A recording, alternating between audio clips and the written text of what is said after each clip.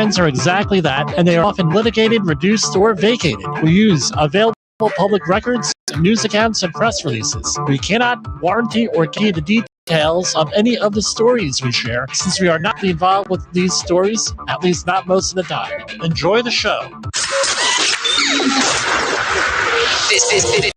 This show is brought to you by Safe FM.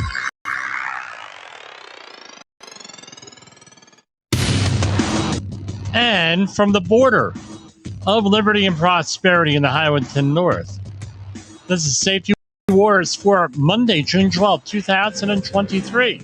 Sorry we're a little bit late. We had a situation come up right before air. We had to resolve. How's everybody doing? I hope you enjoyed your weekend. I know I enjoyed mine. It was challenging to say this. Oh yeah, you wouldn't believe how challenging it was. But my son's spring baseball came to a conclusion on Sunday night. Congratulations to DB White for New York. TBT White, New York. That's his travel team. My daughter still has 2 more softball games. So that's what's going on.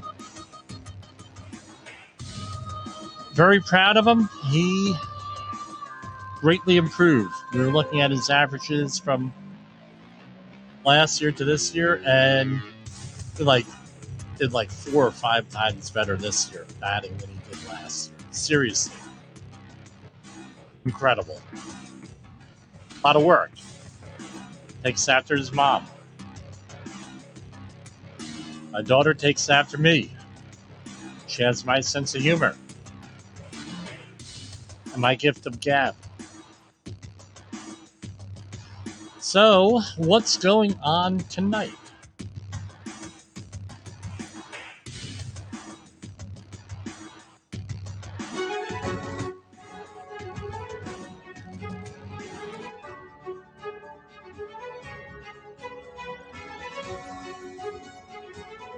So, last Saturday night, I wanted to give a big shout out to Ian Punnett from Coast to Coast AM and their entire staff there. They invited me on for the first segment on Saturday night or Sunday morning, depending on your point of view. It was 1 a.m. to 1:30 a.m. On Sunday morning. If you're on the West Coast, it was 10 p.m. to 10:30 p.m. We had a very lively discussion on a lot of stuff, but the big thing is there is a missing trainload of ammonium perchlorate. You say, wow, you're kidding me. Yeah, here we go.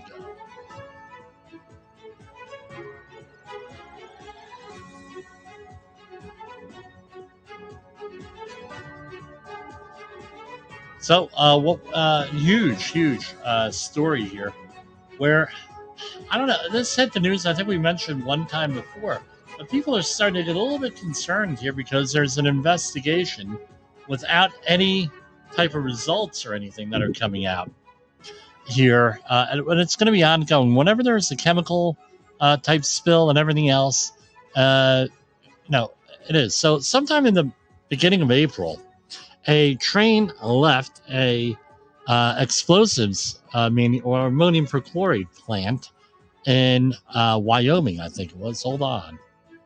I lost story here. Let me get the details. Oh, I'll turn that off. Missing ammonium perchlorate. So here we have 60,000 pounds of ammonium nitrate fertilizer. Did I say perchlorate? Ammonium nitrate fertilizer went missing. So it, here you go. Very, very aggravating here because this is what it comes down to. Yes, here it is. Okay. So this is out of Cheyenne, Wyoming on May 24th. It sounds like the beginning of a plot to a mystery movie. This is from WyomingNewsNow.tv. About 30 tons of ammonium nitrate fertilizer is still missing after disappearing during a rail trip from Cheyenne to California. On April 12th, a rail car carrying the chemical used both as a fertilizer and an explosive left on a 2-week trek to Saltdale, California. Once it arrived, the rail car was empty. So what right now, the manufacturer reportedly is Dyno Nobel, according to news reports, and that's where it left. Now, what they're saying is this: it was a granular type shipment, meaning it was in a granular size. Right? It was granular. It was like granular, like a sand. And what ended up happening was when it got to wherever it was supposed to go, it was gone. People are concerned because ammonium nitrate has been involved in a lot of incidents over the year. The most recent one in recent memory was Lebanon, where they had a ship that was filled with this stuff that went off in, I believe it was 2020, blew like 200 people injured, number of people killed. And then if you study hazmat or fire science, then you had the Grand Camp in 1947 that went off. That was believed to be the largest man-made explosion as far as conventional explosion in history, calculated at somewhere between 2.7 to 3 kilotons. Just for a point of reference, the Nagasaki and Hiroshima bombs were calculated at being 21 kilotons and 17 kilotons, I believe. I think those, don't quote me on those numbers, double check them. But that gives you, right, an idea, 1/7 the size. And it changed the way that we understand fire science in this country. So, what I've been told from what I've read and from everything else, before 1947, you had what was known as the fire triangle. So, what do you need for a fire? Safety people, you should know this. You need a fuel, you need an oxidizer, and you need energy. Now, traditionally, they say you need fuel, you need air, and you an ignition source, a flame or spark. But in reality, you need energy in some form because you may have some things that are shock sensitive where there's enough of an oxidizer in the chemical formula, there's enough fuel in the chemical formula, and you have it together, and now you have two parts of the fire triangle, and you all you need is some type of energy to be imparted on this, and then you have an explosion, you have a fire, you have something like that. So what ended up happening was, for unknown reasons, ammonium nitrate fertilizer was in the ship, the old Liberty ship, the Grand Camp, destined for France under the Marshall Plan, right, where they were trying to get Europe back up to speed and back building up after World War II. And there was another ship adjacent to it. I forget the name of it also. And what ended up happening was the right. This is in Texas City, 1947. Let's get the name of the other ship here. SS Wilson B. Keene. All right. And what happened was, so the fire was started with an oxidizer. You got to be very careful, especially in granular form. Anything like ammonium perchlorate, ammonium nitrate, and this one is it oxidizes with everything. And what it oxidizes with, metals, usually it could be dirt, it could be anything, could be more hazardous than the original material because now you have fuel. So yes, all metals react, and most metals, I would say, burn if it's ground into fine enough particles. This is why you have aluminum tools and aluminum grinding and aluminum welding. Those tools are separate from steel, right? For example, right? With that, because you can ignite the aluminum. If you want to go and go on YouTube, probably TikTok has them too, is videos on thermite, right? Which is a combination of rust, no iron oxide, and aluminum combined. Then you have thermite. But anyway, I don't want to give anybody ideas. What and then thermite's used for many different things. It burns so hot it'll go through an engine block in like a second. But anyway, fire starts, and the fire department, as I've read, said, "Hey, we're going to smother the flames. We're going to relieve oxygen." So they closed the hatchways and everything else, but they did not know that about the fire tetrahedron, where you have a fourth leg on that fire triangle, making it a tetrahedron, where you have free radicals, you have more reactive things going on, and this thing ended up being self-sustaining because it had oxygen in there. It also had the other chemical reactions going on, exothermic, which it's a self-contained fire. It's self-feeding, right? What ended up happening was this ammonium perchlorate ammonium nitrate. I keep saying perchlorate, but it's ammonium nitrate had gotten to a critical point with this all contained, and it went from a conflagration to a detonation, and 3 kiloton detonation. So the ship, being 437 feet long, now blew up. All right. And this is all on film. This is one of the first major disasters on film, and apparently was very colorful. Unfortunately, it was in black and white. And what ended up happening was it detonated. And how many people? 405. It was 468 people had been died. 63 never identified. And tidal wave in the harbor, huge thing. Tsunami, another ship, like I said, was involved. Big thing, 5,000 people injured, 1,784 admitted into hospitals, and 500 homes were destroyed. Big thing. Check it out on YouTube or your favorite platform.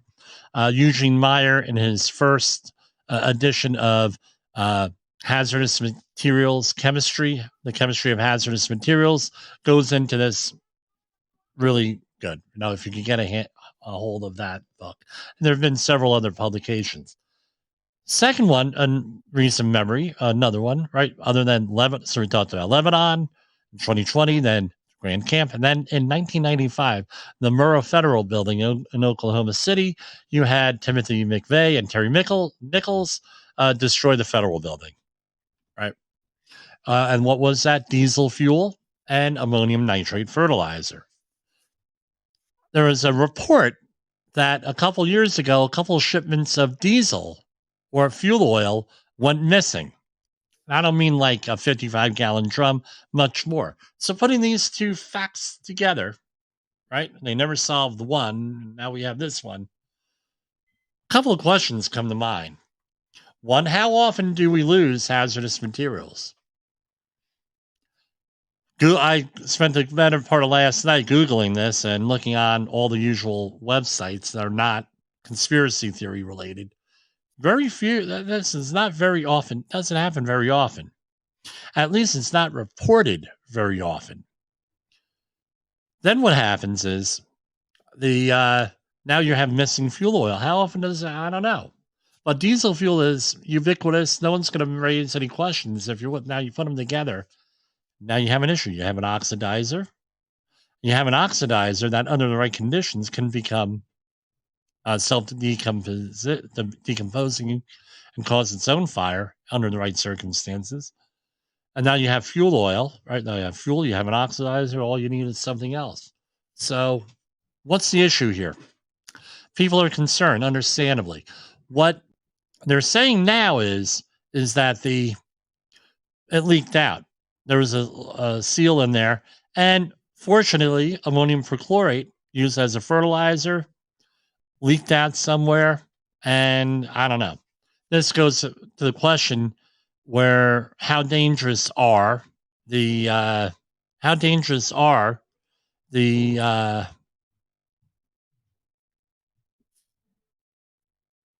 ground alongside railroad tracks and railroad tracks themselves along the railways. If we have things leaking out, how often does it happen? What amount and everything else? I don't know. These are good questions there. Maybe one of our listeners has a better idea on this, better handle than I do with that. Usually that is the case. And again, what I had mentioned was the what how now Ian Pundit has a new podcast, right? Let me get the name of it right now. And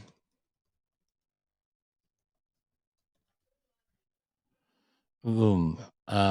He now has a podcast. It is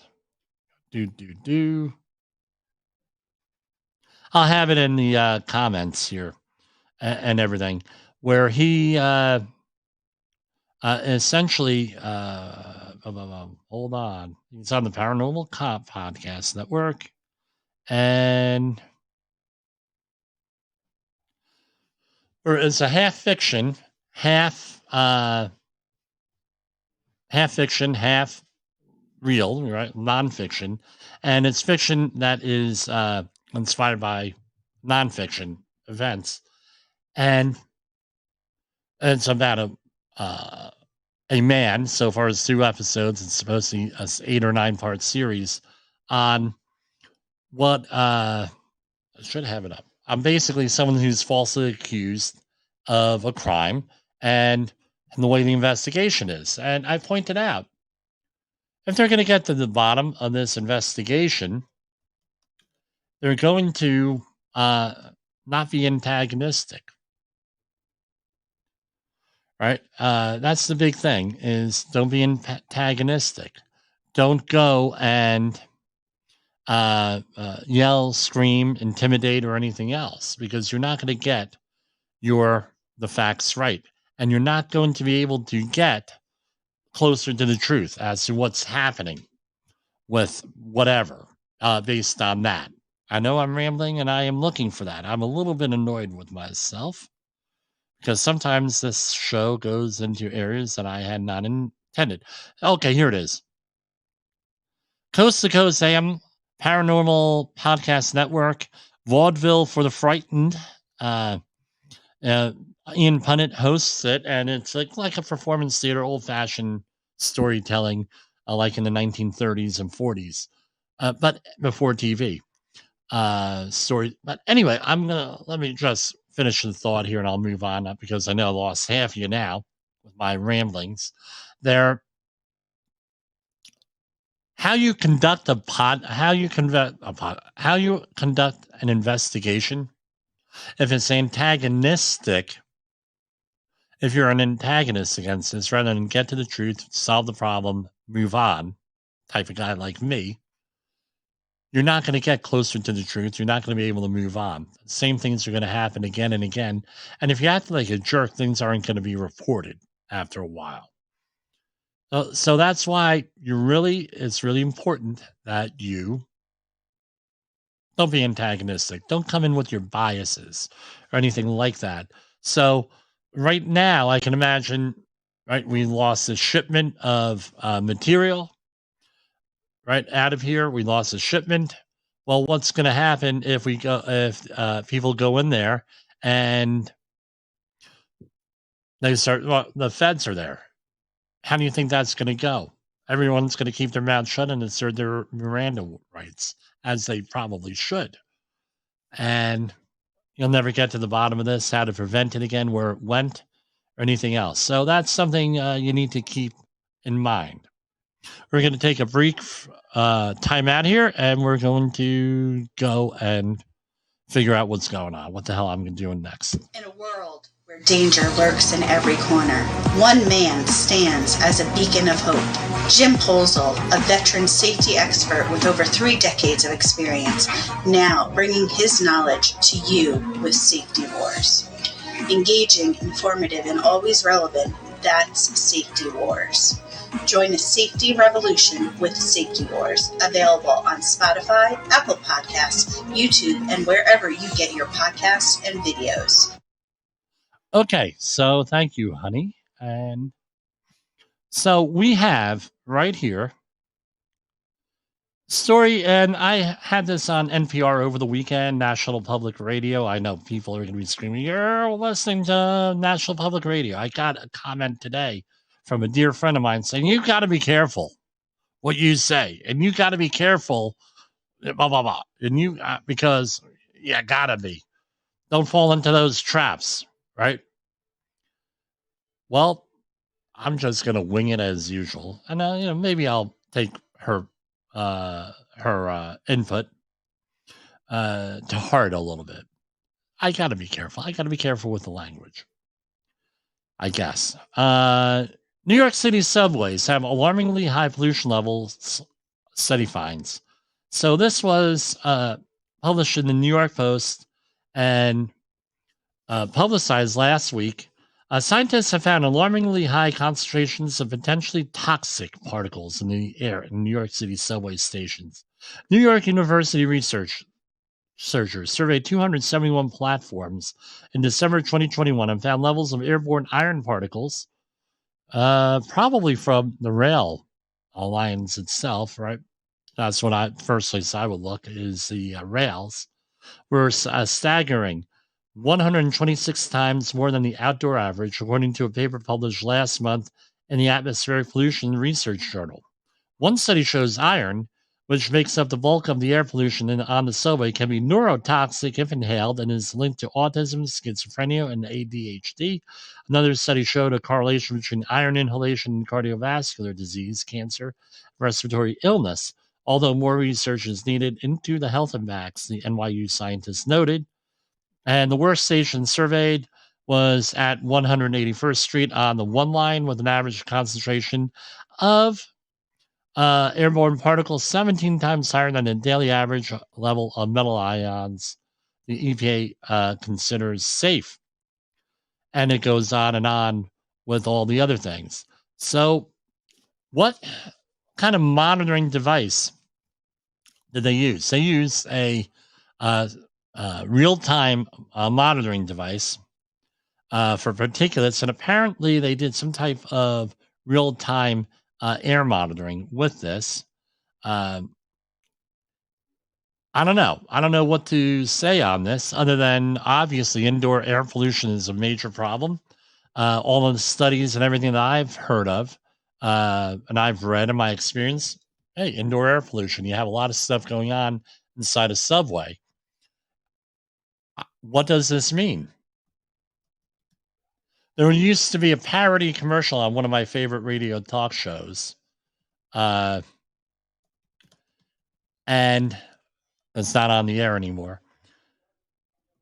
And it was Paranoid Magazine. They had this parody commercial. No, a million things you should be terrified of. No, Paranoid was the name of, and that they were the joke advertisement. And what are we going to do? Are we going to shut down the subways now? Is that what we're going to end up doing? I don't know. Here. Now, what do we do? Do we just shut down everything? We had the air quality index last week. We did a deep dive into that. Now, and I'm hearing this from everybody. My daughter asked me what was the air quality index this weekend. Are we all going to get paranoid now over this? How the OSHA and the EPA here have huge sections on that. Be prepared. How prepared are we going to be? If you're working outside, you're in an area now. It's moderate hazard of on the air quality index or over 100, where you have some type of real issue going on. Possibly, are we now going to say, well, we're going to suspend work done outside? How's that going to impact construction? So it was a good thing that we could talk about this stuff last week, but where exactly are we going with it? I don't know. I can't tell you. It's a dangerous place we're going because what are you going to do? No one's going to work now outside. That's what the argument's going to be. And you know what? It may be justified. What are you going to do as an employer to improve the ambient air quality conditions in your work area for outdoor conditions? Or are you going to say, well, that's part of the job, that's the risk? I don't think that's going to work, especially if you have someone with health problems. Now you assign them to outside work. What are you going to do? Again, you're not the source of the air pollution. You're not the source as the employer. Well,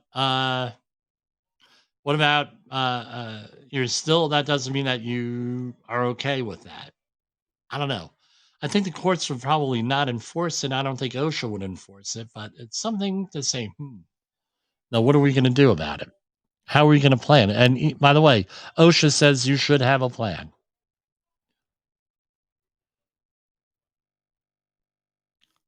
Okay. Where are we? Okay. Some OSHA news right now.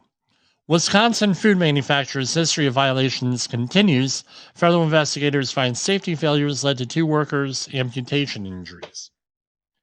The operator of a north central Wisconsin meat and sausage manufacturing plant might have spared 2 employees from suffering serious hand injuries by following required machine safety standards. A U.S. Department of Labor investigation found. Inspectors with the department's Occupational Safety and Health Administration investigating how a turning auger on a meat processing machine at a company amputated the top of a 37-year-old's finger in December 2022, received a report about a second worker's injury at the plant a month later, and there was an inspection. So these 2 inspections led to citations for a repeated 17 for a repeat violation and 17 serious violations, with a total of $277,472 in proposed penalties. And right now,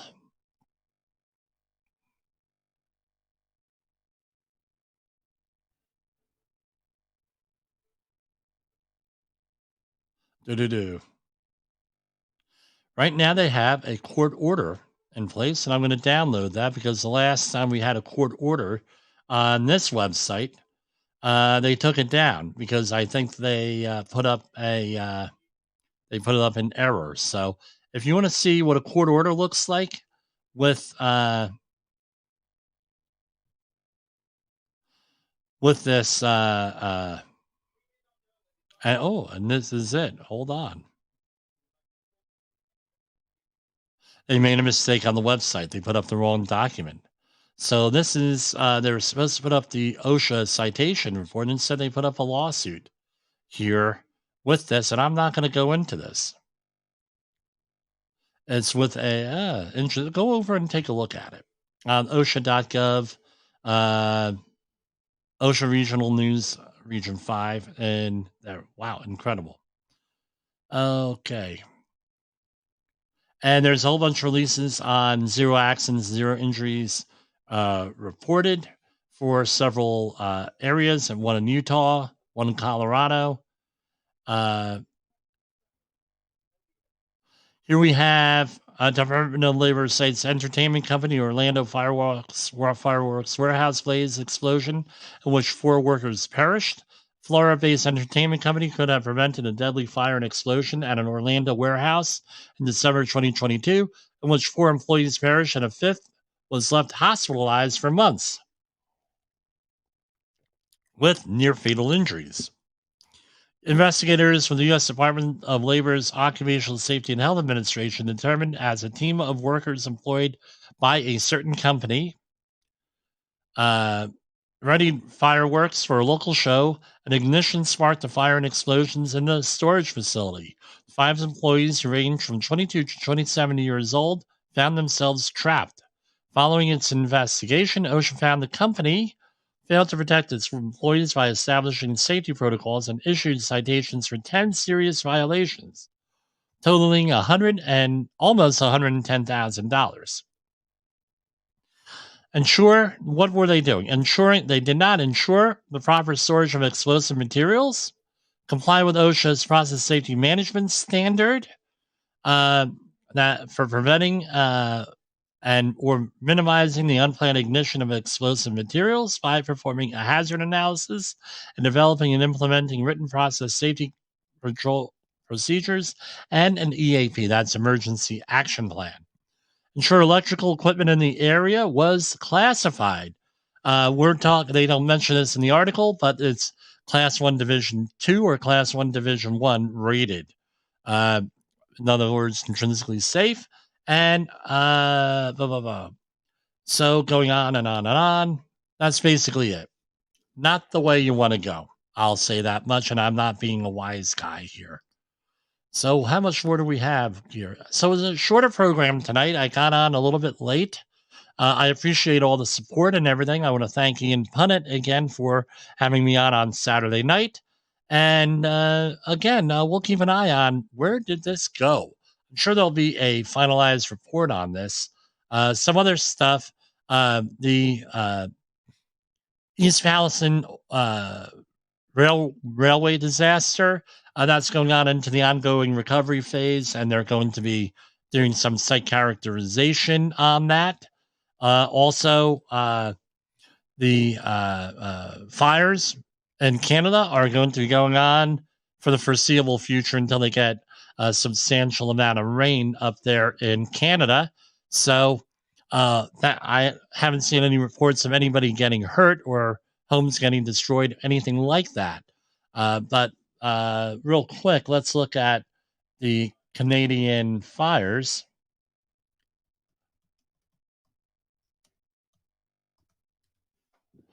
And and Canadian wildfire tracker on the New York Times. So parts of where are we looking at? The internet is never fast enough. Dealing with a 1G connection here, dedicated line. So right now, I'm looking at half the country right now, and I'm seeing a lot of yellow and green, not a lot of red in the United States. However, up in Canada, in the Alberta area, we're seeing a lot of red and dark red and maroon over there, which would indicate that there's still wildfires up there or something else going on, and it's not good here. So what do we got? It's not showing you what the levels are. So this is going to be an ongoing issue for the time being. I will see everybody here tomorrow. Hopefully nothing will happen before the program. So see ya. Safety Wars is streaming now. Safety FM. The views and opinions expressed on this podcast are those of the host and its guest and do not necessarily reflect the official policy or position of the company. Examples of analysis discussed within this podcast are only examples. They should not be utilized in the real world as the only solution available, as they are based only on very limited and dated open source information. Assumptions made within this analysis are not reflective of the position of the company. No part of this podcast may be reproduced, stored in a retrieval system, or transmitted in any form or by any means, mechanical, electronic, recording, or otherwise, without prior written permission of the creator of the podcast, Jay Allen.